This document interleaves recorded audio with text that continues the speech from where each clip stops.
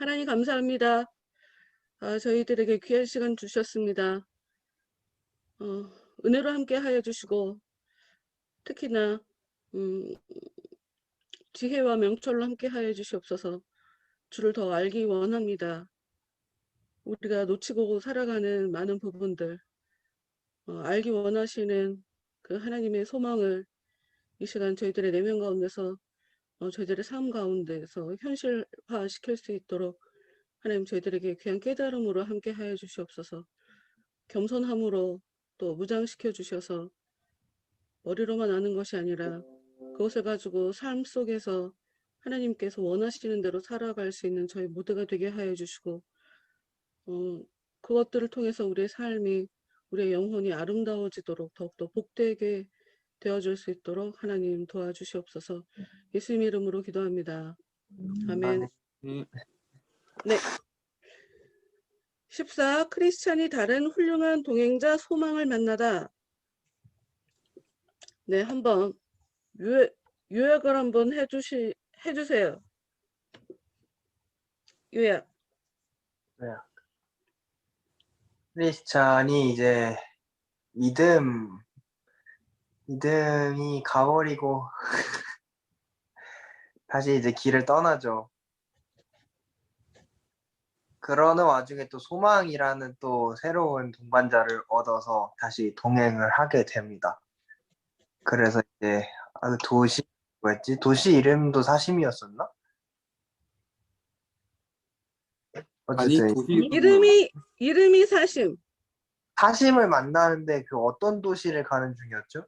교원이라는 도시에서 온 사람. 교원이라는 도시를 이제 가는 와중에 이제 거기서 어디로 가는 중이냐고. 사심을 만나는데 이 친구랑 대화를 나눠보니 너는 우리와 함께 갈 수 없다 라고 해서 크리스찬과 소망은 먼저 걸어가고 사심은 좀 이제 뒤로 떨어져서 자기보다 뒤에 오는 사람들이랑 만나서 즐거운 여행을 가겠다라면서 이제 따로 가게 되죠.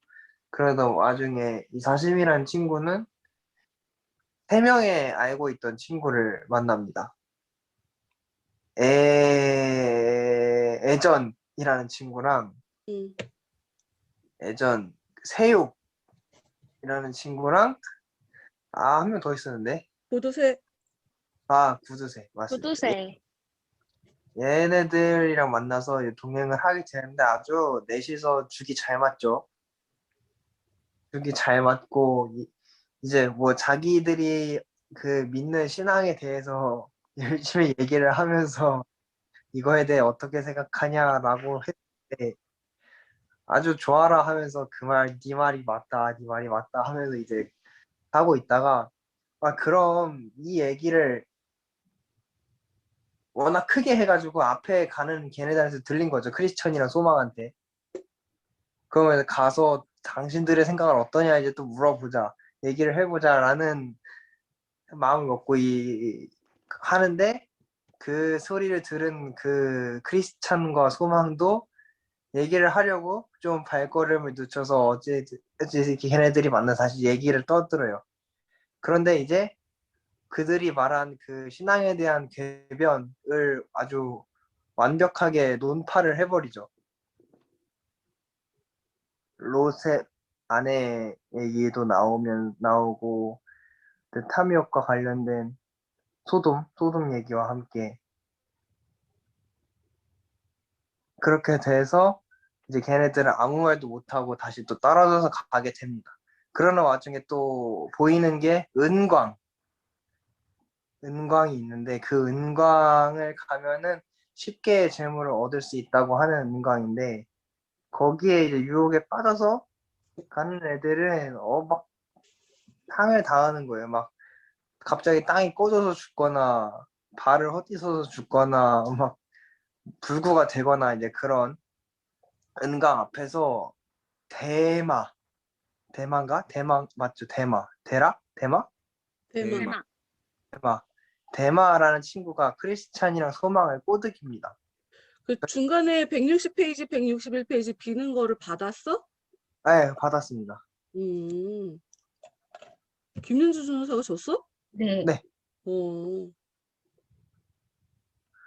오케이. 그래서 그 친구랑도 얘기를 하다가 왜 너는 저기 이렇게 위험한 데인 줄도 알면서 자꾸나 꼬드기냐 라는 얘기도 하고 그래서 그런 얘기를 하면서 그러면은 뒤에 3명 오니까 걔네들은 잘 갈 것 같다 하고 그래서 결국 걔네들은 잘 만나서 은강 가다가 죽고 죽고 그렇죠.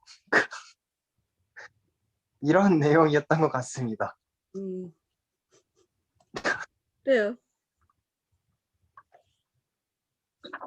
어, 보면서 얘기하고 싶은 것 한번 던져봅시다.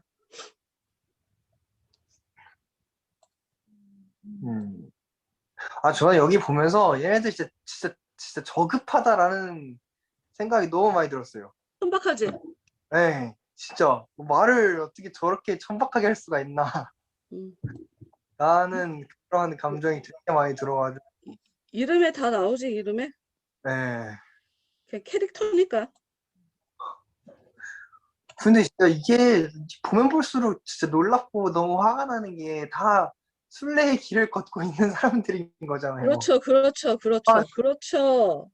너무 화가 그렇지. 나고 아씨 옛날부터 이랬구나. 지금만 그런 게 아니라 그 옛날 그 개신교가 생기는 얼마 안 됐을 그쯤에도 이런 식으로 신앙생활을 하는 사람이 얼마나 많았길래 근데 존버에 구약에 나온 사람들은 전부 다 이런 부분에 지적을 받고 있잖아. 구약 음, 성경에 나온 선지자들에 의해서 비난받았던 사람들은 다 이런 면에 비난받는 거잖아. 음, 근데 세상이 변한 게 없지. 사람이 변한 게 없지. 다시 간혹가다 내가 얘기하지만 세상에서 역사하는 뭐 이렇게 세상 집착, 세상을 사랑하고 돈 사랑하고 돈에 대해서 굉장히 구두쇠 필요 이상으로 아끼고 어, 이런 것은 자기들이 그렇게 살기도 하지만 그런 성향이 그런 영적인 존재들을 또 끌어들이기도 하죠. 음, 걔네들은 사라지지 않지. 그 영적인 존재들은 이 세상에서 계속 자기 일을 하지. 그러니까 그런 존재들이 사라지지 않으니까 당연히 그런 사람도 사라지지 않지. 놀랄 일도 아니지. 이상한 것도 아니야. 근데 그래서 주일날 같은 설교를 할 수밖에 없는 것 같아. 시간이 굉장히 오래 걸린다. 자기가 음, 돈을 사랑하는지 아닌지 모르는 것 같아, 그냥. 인지를 잘 못하는 것 같아. 음. 그러니까 맞아요. 이제 거, 자기 주위 사람이 다 이런 사람들이니까 그냥 그것에 대해서 마음에 맞으니까 크게 지적하지 않고. 응, 그리고 진짜 그 지금이랑 너무 비슷하다고 생각했던 얘가 그 목사와 상인의 얘기를 할 때가 저 진짜 좀 소름 돋았었어요. 그걸 보면은 와 진짜 와 이렇게 말을 이런 생각을 하는 것도 대단해 죽겠는데 그걸 그대로 표현을 하다니 부끄럽지도 않나. 근데 진짜 이런 사람 있지 않나? 나는 있을 거라 생각하는데. 저도 그래가지고 있을 것 같다고 생각하는 있는 것 같기도 하고 심지어 아니 왜 또 저 뭐야 예전에 큰 교회 다닐 때는 뭐 전도를 할 때 거기 뭐야 가게를 차리면은 손님이 더 많아지고 막 그런다 막 그러면서요. 그래서 막 교회를 일부러 막 두세 개씩 다니는 사람도 있다고 하고 그렇다는 거예요. 근데 저게 고질적인 문제였구나. 어찌됐든 진짜 사람 모이는 곳엔 돈이 모이잖아요. 그렇지. 음. 근데 교회라는 곳은 사람이 모이는 장소가 어찌됐든 간에. 근데 그거를 그런 식으로 이용을 해가지고 자기의 그 탐욕, 자기의 그 욕심을 채우려고 하는 사람들이 한둘이 아니며 그런 사람들이 자기가 그렇게 하는지도 모르고 그러지 않을까? 그게 그나마 낫겠죠? 아니, 그러니까 자기가 자기를 모르는 거지. 음, 자기가 그러는 줄을 미처 모르는 거지. 알면서 미친 척 하는 애들이 있고, 어, 자기가 진짜 미쳤는데 미친 거 자체를 모르는 애들이 있고, 그렇지 않아? 그쵸. 살다 보면? 음, 아, 몰라, 나 아는데 이렇게 안 할 거야. 하고, 의도를 가지고 미친 사람처럼 살아가는 사람이 있고, 음, 그러는 것 같아. 그래서 나 요즘 뉴스 안 봐. 토할 것 같아. 진짜, 진짜. 이 확대 해석이 아니라 부풀려서 얘기하는 거 아니고, 그냥 토할 것 같더라고. 그냥 기도나 열심히 해야지 뭐. 내가 말하면 뭐하나. 그 그래서, 사람들이 뭐 딱히 바뀔 것도 아니고 사라지면 또 다른 애가 나타나겠지. 음, 나는 하도 뭐 욕하고 비난하고 윤리 도덕 따지고 그래서 왜 남에 대해서 무능력하다고 엄청 깠으니까 자기들은 능력이 있는 줄 알았거든. 그랬더니 아 진짜 너무 아 이러지 말아야지. 또 화나네. 음, 음. 그래서 저도 이걸 읽으면서 혹여나 나도 이런 식으로 살아가고 있지는 않나를 되게 많이 고민을 했던 것 같아요. 왜냐면은 저라는 사람도 이미 욕심으로 그득한 사람인 걸 내가 너무 잘 알기 때문에. 욕심 없는 사람이 어딨어. 그렇죠. 그래서 저는 제가 어떻게 한번 생각을 해봤냐면 내가 지금 욕심을 가지고 하는 것 혹은 내가 뭔가 갖고 싶은 거 혹은 물질에 대한 그러한 탐심을 하나님 앞에서 버릴 수 있냐 없냐라는 사고 실험을 해봤죠. 근데 그랬을 때 그래서 아직까지는 잘 살고 있는 것 같다 조금 라는 생각을 했거든요. 근데 여러분들은 이러한 상황이 있을 때 어떤 식으로 자신을 시험하십니까? 네, 질문 들어왔습니다. 대답해 보세요.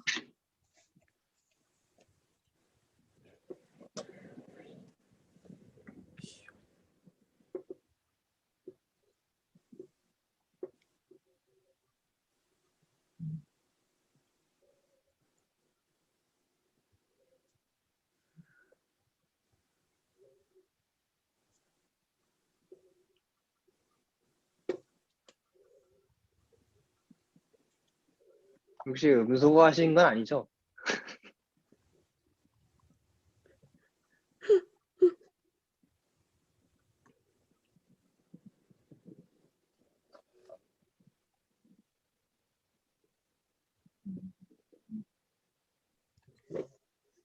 왜 얘기를 안 해? 질문 다시 해봐봐. 이해를 그러니까 못했나? 음, 욕심이 있잖아요, 우리 모두가. 음, 사람은 어쨌든 욕심은 있는데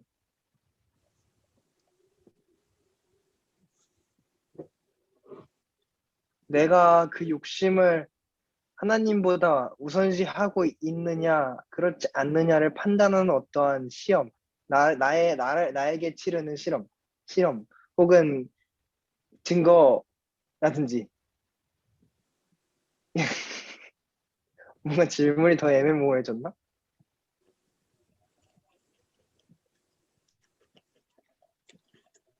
물질에 대한 나의 순수함을 어떻게 음, 인정할 것이며 어떻게 음. 파악하며 뭐 이런 것에 대한 질문 아니야? 그죠. 결국 그 분별에 대한 질문인 거죠. 음, 어떻게 하고 있어요? 한 사람씩 찝어야지 대답해? 이러면 안 돼. 이러면 안 되지. 김윤주 형사, 네, 네, 정연이가 물어보는데 대답 좀 해주세요. 욕심이 있는데 내가 그 욕심에 대해서 어떻게 생각하고 있는지.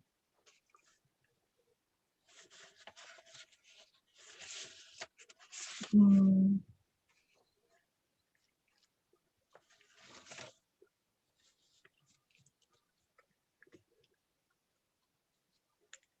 저 같은 경우는 뭔가 갖고 싶은 것이 있거나 이럴 때 처음에는 예전에는 막 너무 욕심을 부려가지고 내게 아닌데도 갖고 싶은 마음에 달라고 떼를 엄청 쓰면서 살았던 사람이었거든요. 그때는 하나님이 우선인 것이 아니라 내가 먼저 갖고 싶은 내 마음의 욕심이 되게 컸던 거죠. 그때 당시에 내 것이 아닌데도 달라고 하도 쪼르니까 주셨단 말이죠. 갖게 되었는데 그걸로 인해서 다가오는 그 후속 여파가 엄청난 크라는 것을 경험을 하고 난 뒤로 그때 당시 깨달았던 게 뭐냐면 내가 욕심을 부리고 무조건 우기고 나서면 하나님은 그것에 대해서 주시기도 하는데 그에 따른 여파를 또한 내가 감당해야 되는구나. 그렇다면 처음부터 내가 그 마음을 내려놓는 것을 해야 되겠다라는 생각을 해서 그 다음부터는 이게 정말 내 것이 아닌 내 마음이 내 욕심에서 올라온 것이 아닌지 긴지에 대해 놓고서 기도를 하게 되더라고요. 근데 그 기도를 하는 과정에서도 저의 욕심이 들어갈 때가 되게 많은데 그걸 깨닫고 난 이후부터는 음, 마음을 비우게 되는 게 되는 것 같아요. 내 것이 아닌 경우에는 내 마음, 내 욕심, 그 마음이 사라진다고 해야 되나? 그렇게 하면서 그것을 덜어내고 하게 되어졌고 또 내게 아니면은 제가 대답을 잘하고 있는 건지 모르겠는데 물질에 대한 질문인 건 알고 있지? 네, 물질에 대한 부분도 제가 딱딱 욕심을 부리면은 그 부린 것만큼을 주시는 것이 아니라, 아, 잠시만요. 제가 생각 좀, 물질에 대할 때 딱딱 필요한 부분만 채워주시는 게 커서,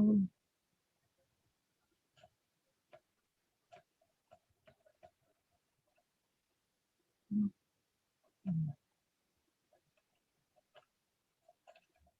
이게 왜 필요한지를 더 생각하게 된 것 같아요. 무조건 달라고 하는 것보다, 그것이 정말로 나에게 필요한 것인지?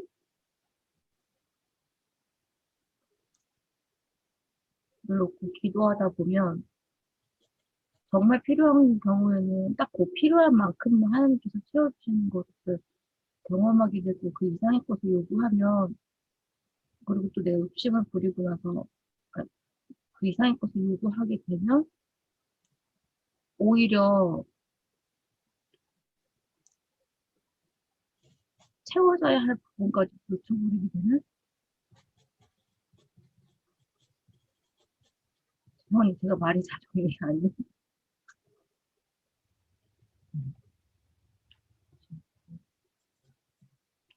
그럼 곽정사 먼저 얘기해 봅시다. 네. 저는 아까 이렇게 생각을 쭉 과거를 생각해 보느라고 좀 이렇게 마치 음소거 같은 모습을 있었지만 이제 좀 생각이 잡혔어요.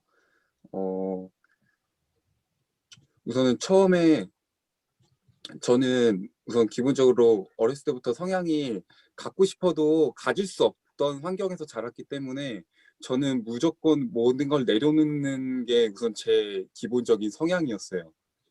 그래서 마음의 욕심은 있지만 겉으로는 그것을 이제 가질 수 없다는 것을 인식하고 그것을 제가 뭐 겉으로 내가 뭔가를 욕심을 내지 않았지만 내 마음에 욕심이 있는 거에 대해서는 좀 제가 인식을 하게 된 지는 얼마 안 됐었거든요. 어렸을 때부터 그냥 가질 수 없어서 나는 못 가지는 거야 하고 그러고 있었지만 이제 제 속을 잘 들여봤을 때는 내가 내 안에 욕심이 있고 갖고 싶은 게 있는데 상황 때문에 내가 못 갖는다라는 것. 그런데 그거가 별개로 내 안에 그래도 그거에 대한 욕심이 있다라는 것을 알게 된 게 20살 뭐 중반 이 정도 됐었거든요. 근데 그때 당시에는 그걸 알고 나서부터는 제가 저 같은 경우에는 이제 신학과를 가게 됐죠. 하나님의 부르심의 그것들 메시지를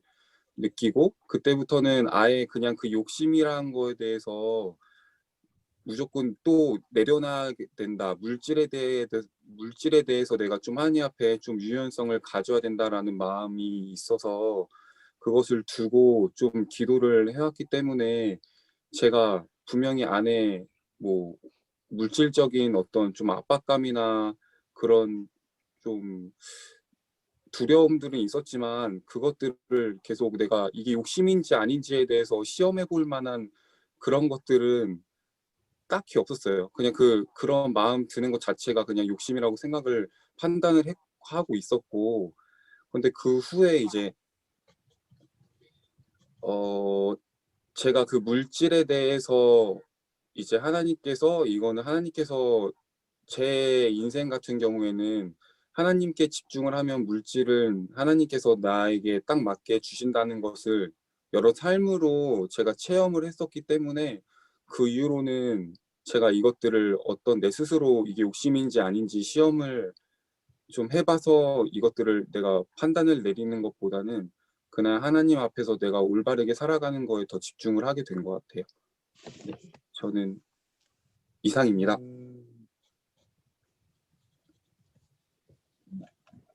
은설이는? 그러니까 질문이 욕심, 금전적인 욕심, 내가 지금 뭔가 돈을 쓰고 싶어 하는 게 욕심인지 아닌지 어떻게 구별하냐? 요건 건가요, 오빠? 그러니까 내가 생각하기에는 제가 생각하기엔 욕심이라는 게 항상 죄는 아니라고 생각을 하거든요. 맞아요. 저도 근데 그렇게 그 생각합니다. 욕심이라는 게 죄가 되는 기준이 분명히 있다고 생각을 해요. 근데 그러면은 내가 지금 가지고 있는 욕심이라는 것이 죄인지 죄가 아닌지 판단할 수 있는 그것이 무엇인가? 여러분들이 살아감에 있어서 그걸 물어본 거지.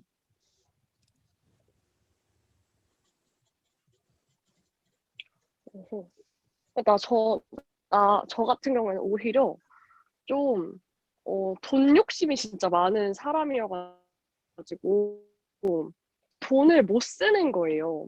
뭔가 갖고 싶은 게 있어도 진짜 구두쇠처럼. 그래서 요즘은 좀 그러니까 내가 어떠한 욕망을 갖고 있고, 그리고 그 욕망이, 내 분수에 맞는가 맞지 않는가. 그러니까 뭔가 나의 소비 규모를 따져봤을 때, 분수에 맞는가 맞지 않는가. 이런 거를 이렇게 보면서 돈을 좀 쓰려고? 일부러 더 써보려고? 하고 있단 말이죠. 그러니까 뭔가 저도 오빠가 아까 전에 욕심이 항상 나쁜 게 아니라고 얘기했고 내가 나한테 없는 걸 갖고 싶어 하는 마음이 결국엔 욕심인 거라면 그건 오히려 되게 좋은 거잖아요. 뭔가를 얻으려고 하는 거고.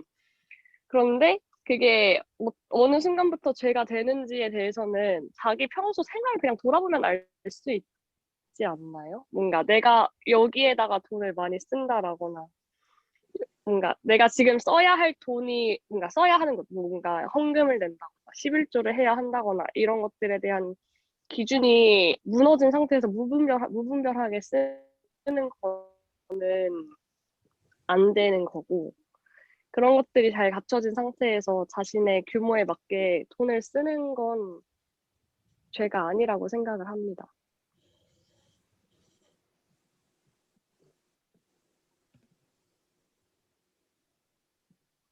정현이가 물어보는 거가 이게 답이 돼? 지금? 답이 됐어? 뭔가 사실 제가 정답이 있는 걸 물어봤다기보다는 그치. 각, 정답이 있을 예, 순 없지. 각자의 삶에서 어떤 식으로 그 욕심에 대해 분별을 하고 살아가나가 궁금했었던 거. 그러니까 그러면서 조금 더 이 욕심이라는 것에 대해서 더 뭐라 해야 더 알고 싶다고 해야 되나? 그러니까 예를 들어 간단하게 치면은 우리가 예를 들어 야 나 하나님한테 기도 더 많이 하고 싶어. 이것도 욕심이잖아요. 더 많이 은혜 받고 싶어도 욕심이고 나 저거 사고 싶어도 욕심이고 나 저거 먹고 싶어도 욕심인데 그러면 우린 정말 내 일상 생활이라는 게 욕심이라는 거랑 더 되게 많이 결부가 되어서 살아가는데 그 안에서 그걸 어떻게 분별하고 살아가나에 대해서 다른 분들은 어떻게 살아가고 있나가 궁금했었던 거라서 그거에 대한 답을 해주셨으니 대답은 됐죠. 근데 사실 아직 내 삶에서 그 욕심이라는 것, 이렇게 하면 되겠다라고 대한 정답은 정답이라고 하기에는 부족한 것 같아요. 정리는 좀 안 돼. 음,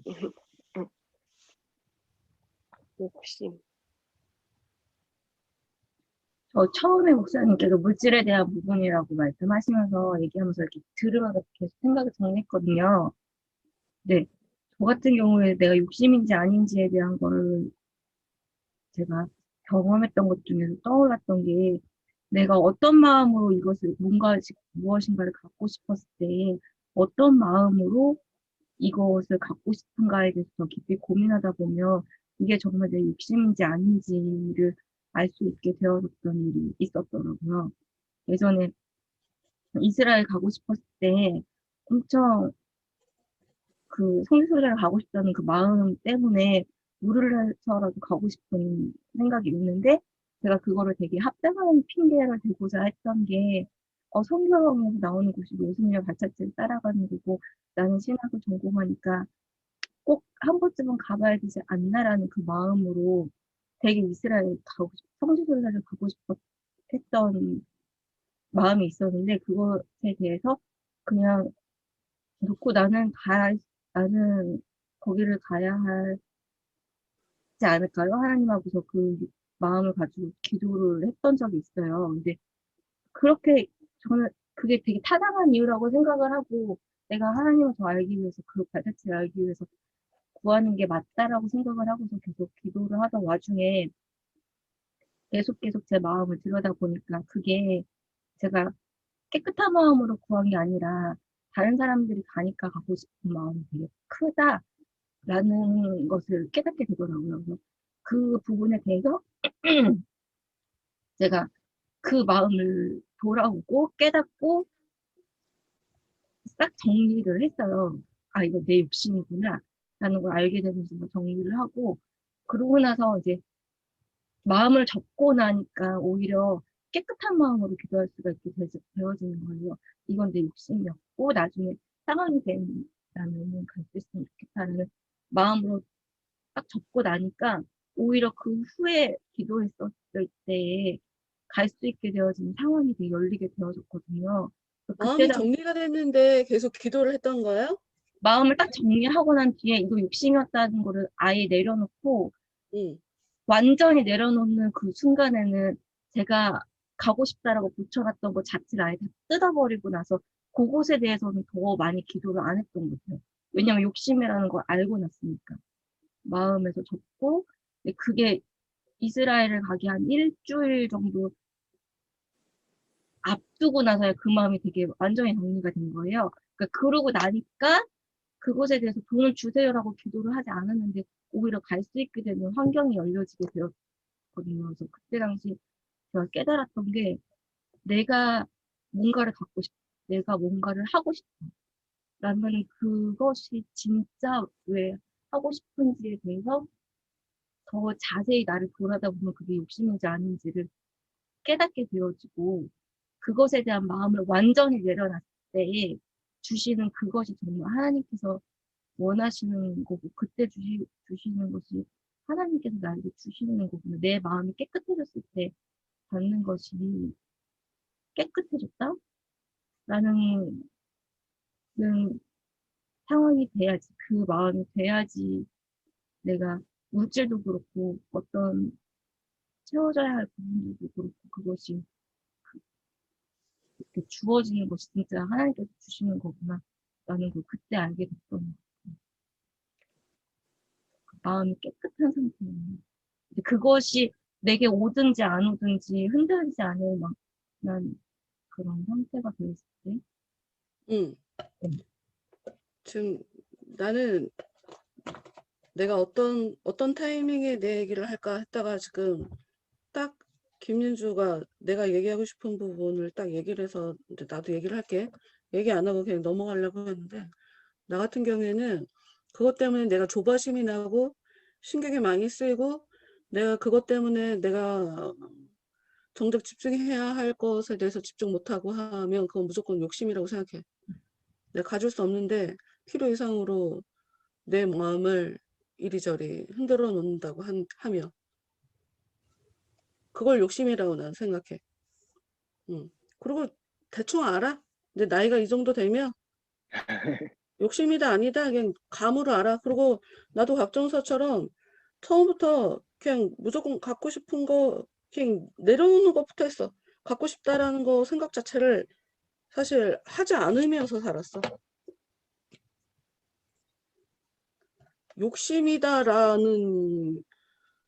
욕심이다라고 할 만한 그 건덕지가 없어.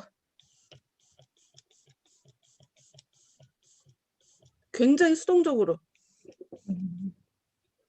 주시면 주시는 거고 말만 많은 거고 사실 그 모드로 계속 살았었어. 긴 시간 동안.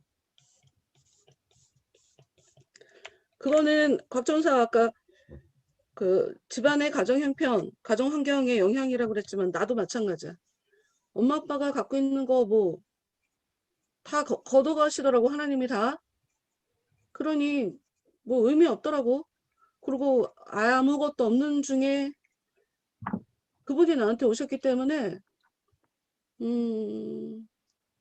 정말 주 예수보다도 귀한 것은 없네라고 내가 제대로 고백할 수 있는, 아니 표현이 아니라 진짜 고백할 수 있는 내가 그런 삶을, 그런 마음으로 그런 삶을 살았거든.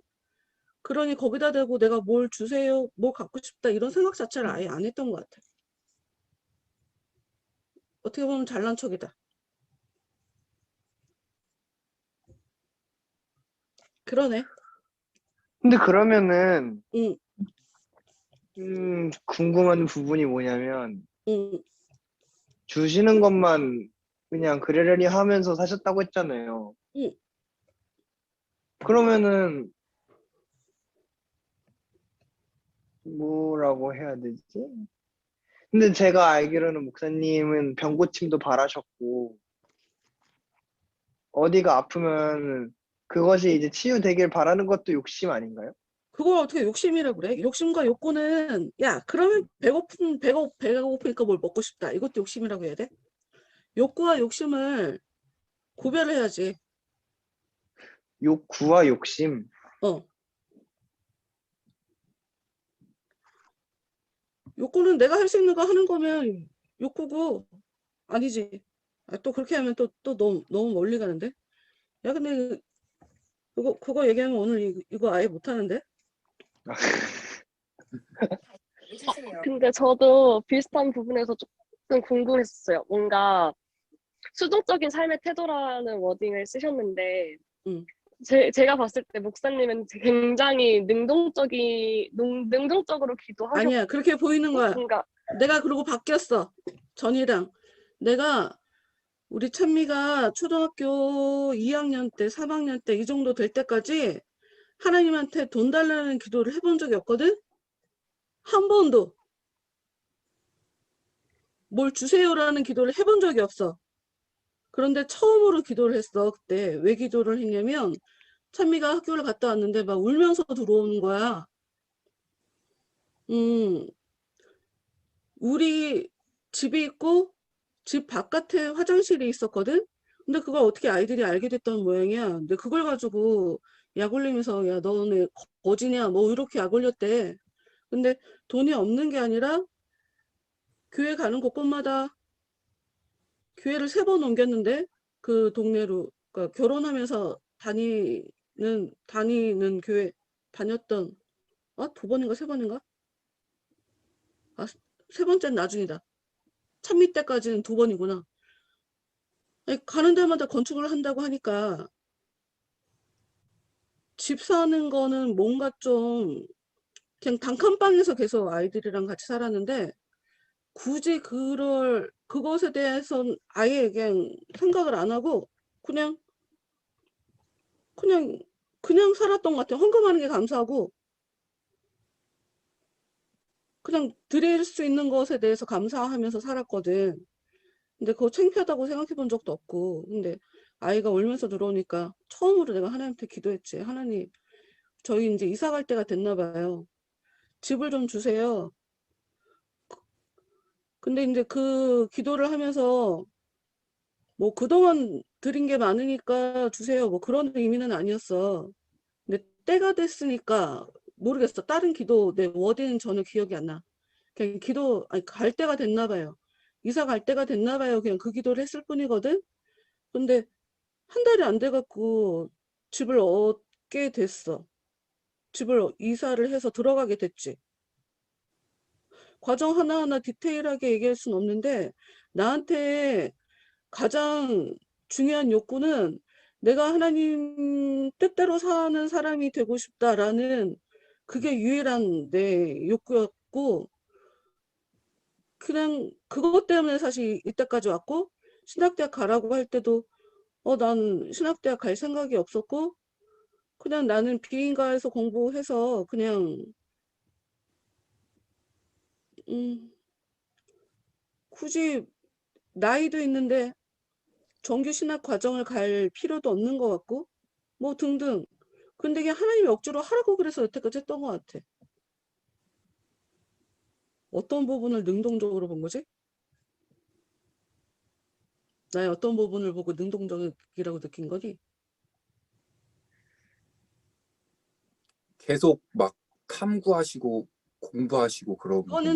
그건 능동적인 게 아니고 양심이야. 책임감이고. 나에게 있는 그러니까 내 말에 대한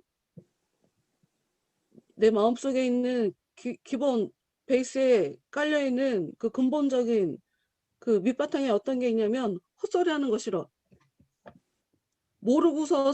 모르고서 아는 것처럼 떠드는 거 그거 싫어하더라고. 그리고 좀 더 합리적인 얘기를 하고 싶어.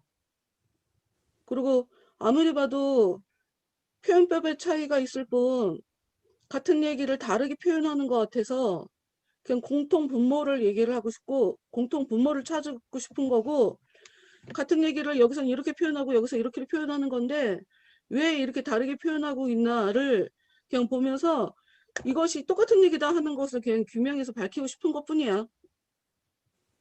그리고 이제 교회 다니면서 목사님들 설교를 들으면서 너무 답답하고 자기 얘기 아닌 남의 얘기를 가지고 그러니까 남의 얘기라고 한다는 게 어떤 의미냐면 자기가 경험한 것도 아니고 그냥 책에서 갖고 온 그 예화집 감동도 되지도 않고 그냥 설교를 하기 위한 설교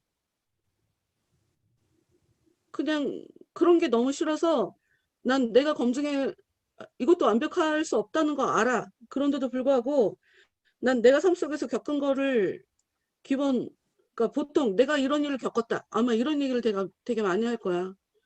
요즘은 조금 그걸 좀 벗어나긴 했는데 하여튼 내가 겪은 일, 최소한 내가 겪은 한도 안에서는 이게 진실한 얘기니까. 그리고 내가 겪어보지 않고 이렇다 저렇다 말할 수가 없으니까 그런 부분에 자꾸 뭔가를 더 보려고 하는 거지. 그리고 하여튼 책임감 때문이지 뭘 하고 싶다 이런 욕구는 아닌 것 같아. 그냥 양심이야. 양질의 이 얘기를 하고 싶은 거, 뭐 그냥 그런 양심의 한 거야.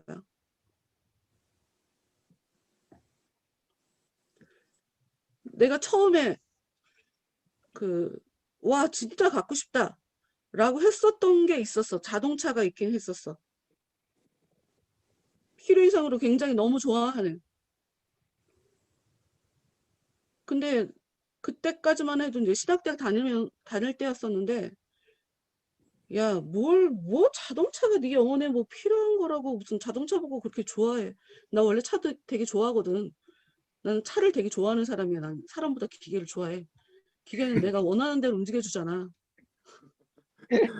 말이 필요 없고, 내가 설명을 해줄 필요도 없고, 이해를 시켜야 될 필요도 없고, 그냥 누르면 움직이니까 난 기계가 너무 좋아. 내가 원하는 대로 움직여줘. 내가 파악만 잘하면 그냥 인풋, 아웃풋 아주 깔끔해. 그래서 내가 기계를 상당히 좋아하는데 훨씬 더 효율적으로 움직이게 만들고. 그래서 이제 그거에 총집합체지 아마 차라는 것이. 근데 너무 좋아하는데 와, 그 차만 보면 막 내가 막 웃고 막 거의 그냥 내 영혼을 뺏기는 건가 싶을 정도로 굉장히 너무 좋아하더라고. 열받는데 웃는, 나도 희한한 체험을 내가 했는데, 그런데 그때마다 계속 기도했어. 버리는 기도. 왜냐하면 내 영혼에 도움되는 거 아니니까.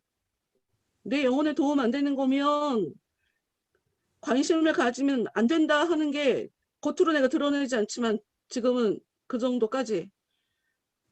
내가 너무 깔끔 떨고 여태까지 살았는지 모르겠지만 내 영혼에 도움 안 되는 거를 요구하면 그거는 내가 너무 양심 없는 것이다 라고 사실 지금도 그 부분은 생각하고 있는 게 있지.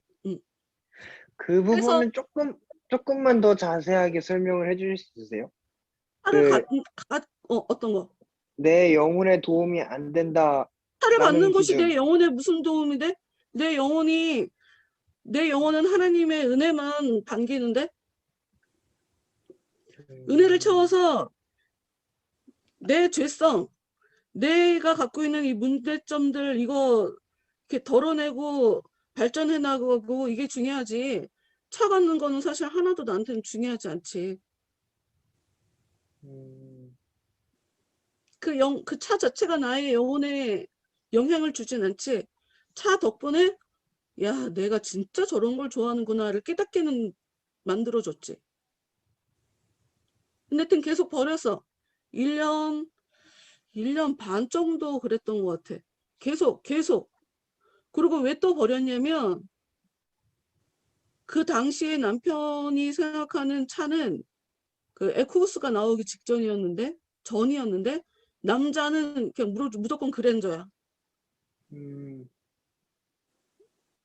오피러스라는 차를 내가 좋아했는데 오피러스가 뭐야 대체? 그 차는 대체 어디 회사 차야? 뭐가 이뻐? 그거는 남자들이 사실 별로 선호하는 차가 아니야. 보니까 미국 사람들이 좋아하는 디자인이라고 하더라고. 그렇군요. 내 안에 좀 백인 할아버지가 있는 것 같은 그런 생각할 때가 자주 있거든. 굉장히 백인 보수적인, 할아버지. 굉장히 그러니까 보수적인 백인 할아버지가 있는 듯한 하여튼 그런 느낌인데 하여튼 어쨌건 간에 덤블도어 정도. 거기까지는 아니어도 딱히 또 아니라고도 말 못하겠다. 그냥 보수적인 백인 할아버지면 덤블도어 아닙니까? 그래도 여유도 있고 너그럽기도 하고 아닌 거 알지만 아니라고 뭐 밀어붙이고 뭐 이러지는 않으니까. 그래서 내가 또 할아버지라고 또 생각하게 되는 것 같아. 어쨌건 그런데 남편이 그랜저를 사고 싶어 했으니까 그럼 당연히 그랜저를 살 거지. 그리고 나는 또 내가 타고 다니던 차가 있었고 그러니까 당연히 차가 생길 거라고 생각하지 않고 그래서 더 마음에서 내려놨지. 계속 진짜 한 번도 마음에서 안 이렇게 버리는 기도를 적극적으로 했어. 굉장히 적극적으로. 그런데 어느 날 갑자기 남편이 그 차를 사더라고. 근데 또 되게 아이러니했지. 왜? 자기가 그 차를 사고 나는 카니발을 타고 다녔거든? 저거 지금 내가 좋아갖고 저 차를 샀는데 정작 남편이 타고 다니니까 이게 뭔가? 이것도 하나님 테스트인가? 그래갖고 내가 저 차를 타고 싶어 했는데 왜 남편이 저 차를 타고 다니는 것인가? 그거를 놓고 또 혹시 내가 마음이 흔들릴 때 또 그걸 가지고 기도를 했었어. 근데 갑자기 남편이 차를 바꾸더라고. 그리고 그 차를 날 주더라고. 음, 근데 그때까지 차 때문에 타고 싶다. 뭐 이 마음 때문에 내가 이렇게 살짝 뭐 감정에 뭔가 타격을 입거나 이래 본 적이 없었어. 그 차가 내 손에 들어올 때까지. 딱 정해진 원칙이 있지. 내 영혼은 차 따위의 영향을 받지 않는다. 차를 좋아하는 거는 내 혼이나 좋아하는 거지. 내 영, 내 안의 스피릿은 하나님만 보고 하나님으로만 만족하지 차 때문에 영향받는 그런 존재가 아니다 하는 너무 명쾌한 규칙이 있지. 바위같이 흔들리지 않는. 그거는 지금까지도 계속 수시로 어떤 일에 반응하는 날 볼 때마다 그게 아직 내 안에 존재하고 있다라는 건 확인이 되고. 그리고 어떤 문제로 필요 이상으로 힘들어하면 이게 과연 하나님 앞에 욕심인가 아닌가 그걸 들여다보지. 그러니까 두 마음이야 얘네들. 얘가 지금 살고 있는. 맞아요. 사심. 응. 와, 그러니까 그러잖아요. 자기는 이 종교를 가지는 게 내 위치에, 안정에 더 도움이 되기 때문에 지금 종교를 믿지만 만약 다음에 다른 종교가 내 위치, 내 안정을 준다면 그 종교를 믿는다고 하잖아요. 그렇지. 아, 이게 자기를 위해서 종교 생활 하거든 대부분. 자기 위해서 종교 생활 하지. 보통은. 그래서 우상 섬기는 거잖아. 구약에 나와 있는 우상 찾아가서 바알 앞에 무릎 꿇는 거 가지고 계속 지적하셨던 그거는 그 사람들이 하나님이 아니라 다른 신을 찾는다라고 하는 것은 그냥 표면적으로 겉으로 그냥 드러난 것뿐이고 왜 그러는지 이유는 그들은 자기가 잘 되기 위해서 하나님을 찾는 자들이기 때문이야. 그러니까 자기가 잘 되고 싶은 마음 때문에 하나님 앞에 살아가고 있기 때문에 하나님이 아니어도 돼. 바알이어도 상관없는 거야. 그러니까 두 마음이지. 한 마음을 가지고 살 수가 없지. 순수한 마음을 가지고 심플하게 그렇게 살 수가 없지. 왔다 갔다 왔다 갔다. 두 마음을 가지고 간사하게 자기한테 유익되는 쪽으로 어디든 갈 수가 있지. 진짜 그렇게 살면 안 되지.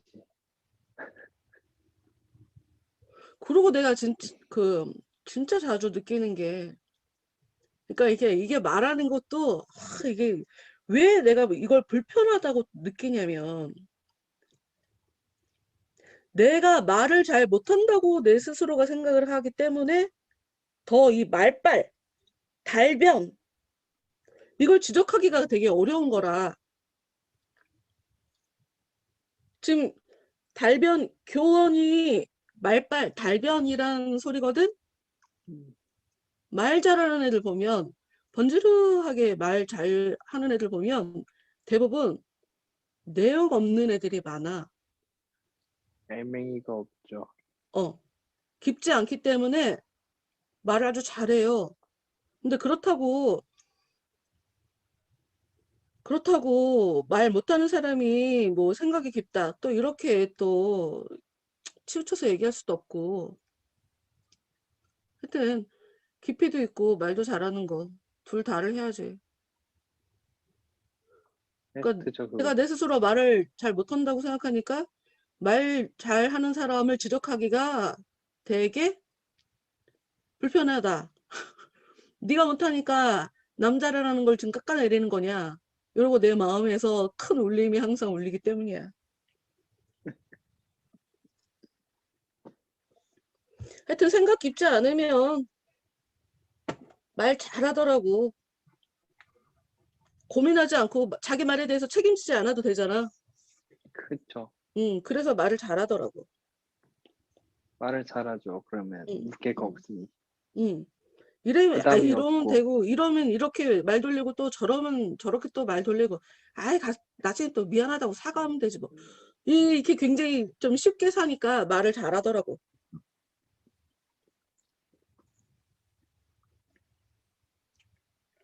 이 사심, 간사함, 이 도마음의 아내 이름이 사기꾼. 투텅스. 아닌가? 목사.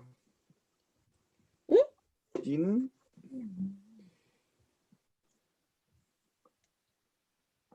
내 아내는 현숙한 어머니의 따님인 만큼 매우 정숙하고 덕 있는 여인입니다. 아내는 속임수 마님의 딸로서 장모님이 장모님이 속임수 마님이지 딸 이름은 안 나오지 않나?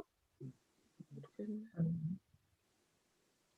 하여튼 남편이나 아내나 똑같은 사람이다. 근데 크리스찬이 이 사심에 대해서 묘사하는 말을 보면 151페이지 둘째 줄에 나오거든. 이 부근에 사는 사람들 중 가장 악한 자.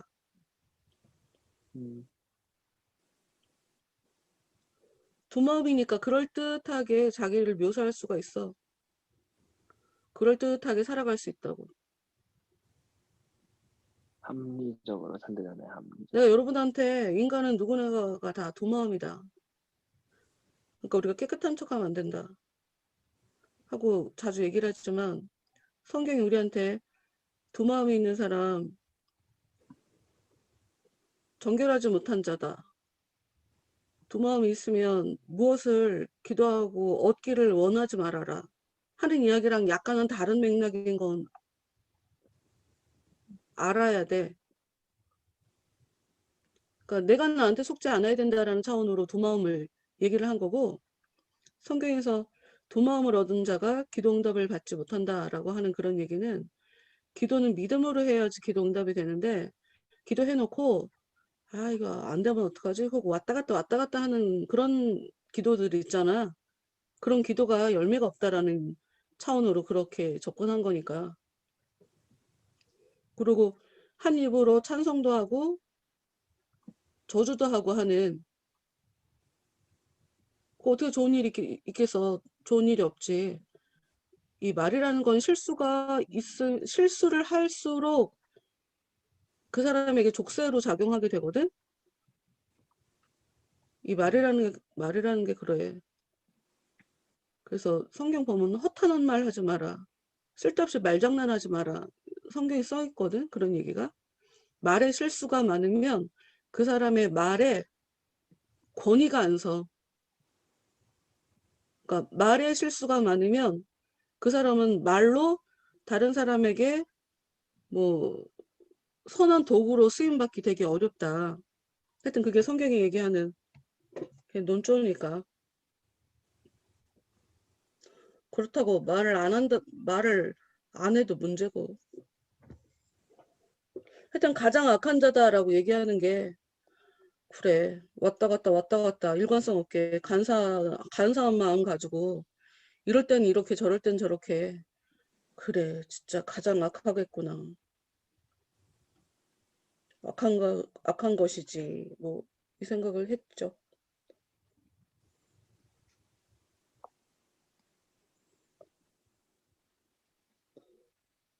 근데 난 이게 되게 웃긴 게 151페이지 중간에 사심이 얘기하는 거 보면 그러니까 사심 글자가 3개가 나오는데 첫 번째 사심이 얘기하는 거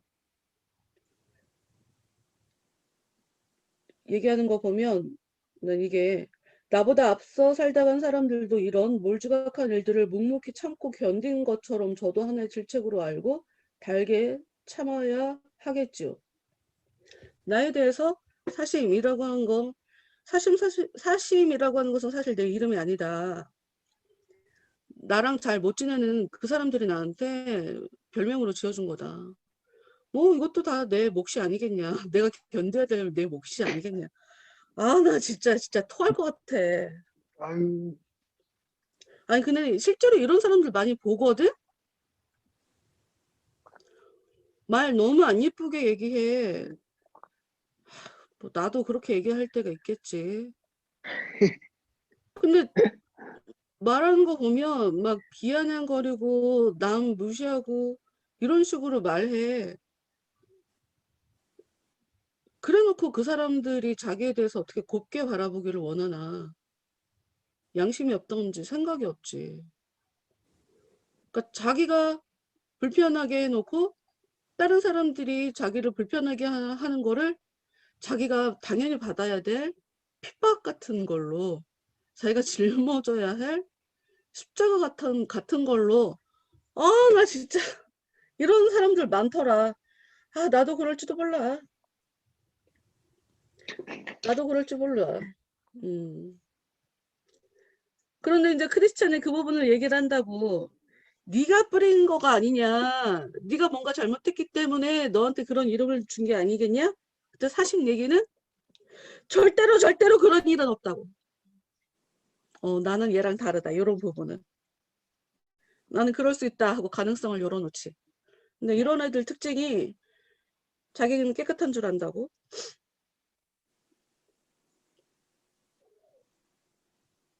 심지어 내가 만약에 걔네들에게 그런 빌미를 줬다면 그 이유는 내가 판단 능력이 좋아서 사태를 파악할 수 있는 판단 능력이 좋아갖고 다른 사람들보다 이게 더 이익인 것 같아 라고 하는 그쪽 방향으로 움직이는 걸 사람들이 나한테 보고 쟤는 왜 이렇게 왔다 갔다 라고 얘기하는 걸 것이다. 그러면서 만약에 쟤네들이 나에 대해서 욕한다 그러면 내가 쟤네보다 좀 잘나서 그거를 질투하는 거다. 뭐 거의 그런 식으로 보는 것 같아. 왜냐하면 내가 판단 능력이 있고 더 이익되는 쪽으로 움직이는 걸 사실은 신의 축복이라고 얘기를 하고 있거든.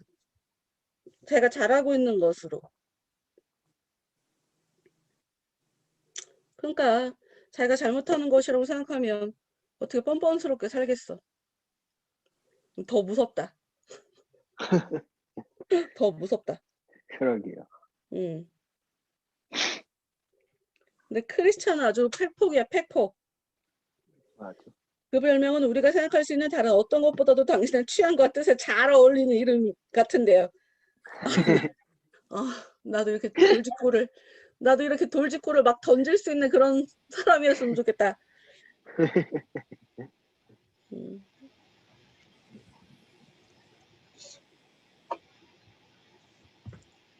부모함이 있으니까 쿨하게 반응할 수 있는 건가?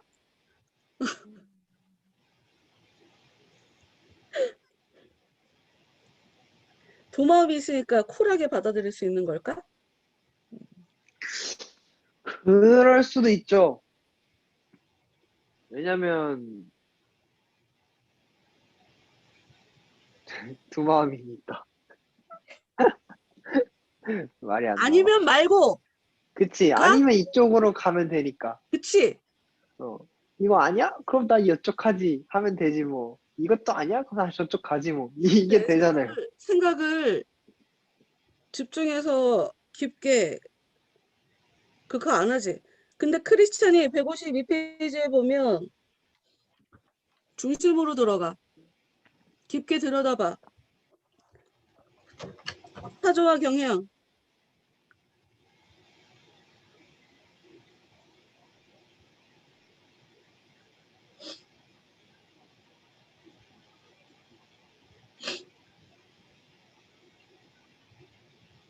너가 정말 제대로 가려면 너가 지금 그러니까 쉽게 말해서 어떤 문화의 영향을 지금 받고 있는지 그걸 봐야 되는 거야.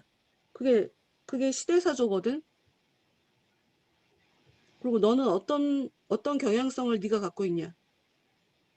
시대사조와 그 사람이 갖고 있는 경향성. 굉장히 본질적인 문제를 얘기를 하고 있죠. 하여튼 예수님이 얘기할 땐 여기에 지금 말씀이 한 구절이 이렇게 한 구절이 다 써져 있지 않고 윗부분만 써 있는데 예수님이 그 얘기했잖아. 박해를 겸해서 받아야 된다.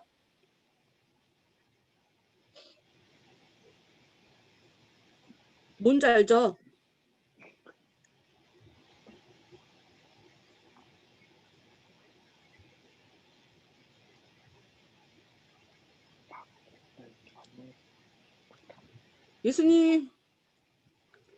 예수님을 따라가기 위해선 내가 갖고 있는 것을 다 버려야 된단 말이지. 집, 형제, 자매, 어머니, 아버지, 자식, 전토, 땅. 이걸 버리면 하나님이 이걸 다시 돌려줘. 근데 문제는 여기 뭐가 문제냐? 다시 돌려주실 때 그것만 주시는 게 아니라 박해도 같이 주셔. 박해를 겸하여 받고 네가 하나님께 뿌린 게 있으니 그거 되돌려 주신다. 100배나 받되 100배나 넘치게 네가 뿌린 것만큼 100배로 돌려주신다. 그러나 박해를 같이 더불어 주신다.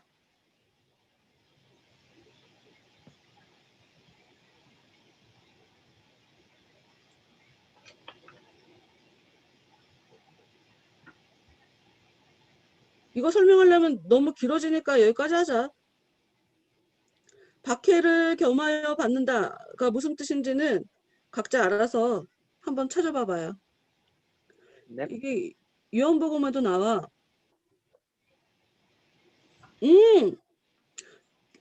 디모데후서의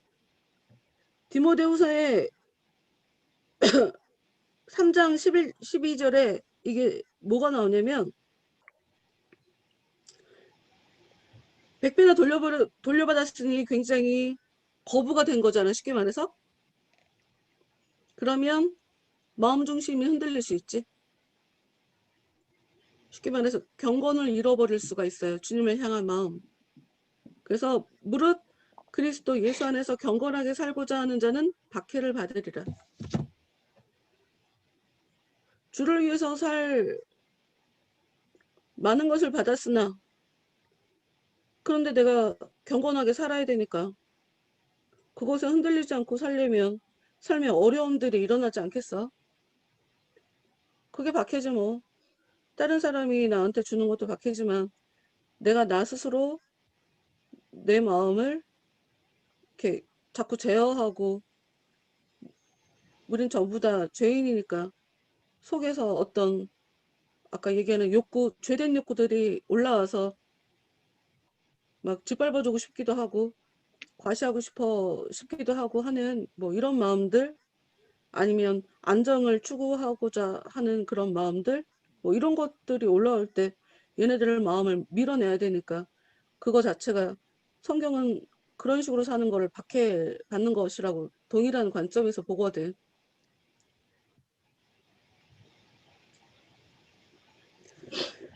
그렇죠.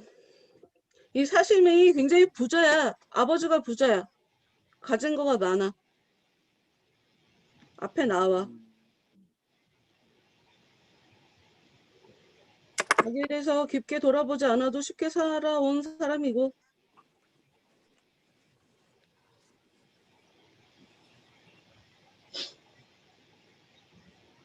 하여튼 더 넘어가면 시간이 너무 넘어가니까 어머 12시 1분이야. 오늘은 여기까지 합시다. 나머지는 다음 주에 하자. 네. 알겠습니다. 마무리 기도 누가 할 거예요?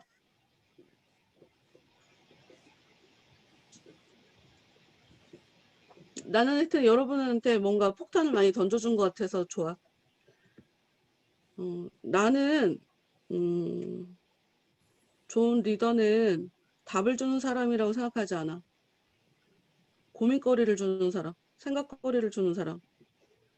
정리 정도는, 생각의 정리는 여러분들 스스로가 하는 거야. 안 되면 다시 와서 물어보는 건 오케이, 얼마든지. 왜냐하면 사람마다 성향이 다르기 때문이야. 아까 경향, 뭐 이 단어를 봤지만, 경향, 이 사람의 이 경향성, 이게 굉장히 중요해. 스타일이 다 달라서 나한테는 쉬운 게 남한테는 굉장히 어려울 수 있거든. 그리고 나는 굉장히 단순하지만 이 사람은 좀 고민을 해야 되는 그런 상황이 될 수도 있어. 근데 내가 밀어붙인다고 해서 얘는 준비도 아무것도 안 됐는데 그냥 이거야 하는 거는 좀 이상해. 내가 여태까지 경험했던 하나님은 나한테 그렇게 필요 이상으로 밀어붙이시지 않았어. 그러니까 내가 굉장히 긴 시간 동안 사람들한테 내가 무슨 하나님이랑 뭐 직통 계시를 받아갖고 그분의 은혜 안에서 뭐 그분의 은혜로 막 충만하게 이렇게 산 것 아니지만 내가 사람들한테 표현할 수 있는 하나님이 어떤 분이신가 할 수 있는 그 항상 일관되게 표현했던 문장이 있거든. 하나님은 굉장히 예의 바르시다. 이게 좀 뭔가 어른한테 예의 바르다고 하면 좀 뭔가 좀 예의 없는 것 같지 오히려. 그런 느낌이지 않아? 어른한테 예의 바르다 하는 이야기가 이게 되게 웃긴 얘기야. 그러니까 내가 말하면서도 이게 되게 웃기다는 걸 느껴. 근데 내가 할 수 있는 최선의 표현이더라고, 그게. 하나님은 나한테 너무 매너가 좋으셨다? 나를 너무 존중해 주셨다? 굉장히 긴 시간. 그 얼음장처럼 차가운 시간을 견뎌낸 것도 그 안에, 그 기간 안에 벌어졌었던 일인데, 하여튼 하나님은 시종일관 나한테 너무 예의가 있으신 분이었어. 계속 존중해 주시고, 내가 계속 선택하도록 도와주셨고, 기다려 주셨고. 하여튼, 여러분한테 답을 주고 싶지 않아요. 그리고 답이라는 거, 내가 내린 답보다 여러분이 더 나은 답을 낼 수도 있어. 그러니 그냥 고민거리를 주고 싶어. 정리정돈은 여러분 스스로 하시길. 그 정도는 수고를 해야 탄탄하게 자기 삶을 삽니다. 그런 것에서 자신감과 자존감이 올라오죠. 보통 그런 걸 하지 않기 때문에 사람들에게 무슨 얘기를 해도 찍 소리 못하고 그냥 다 당하면서 살더라고. 누가 무시해도 자기를 무시하게 그냥 놔두고 그냥 살더라고. 네, 마무리 기도 합시다.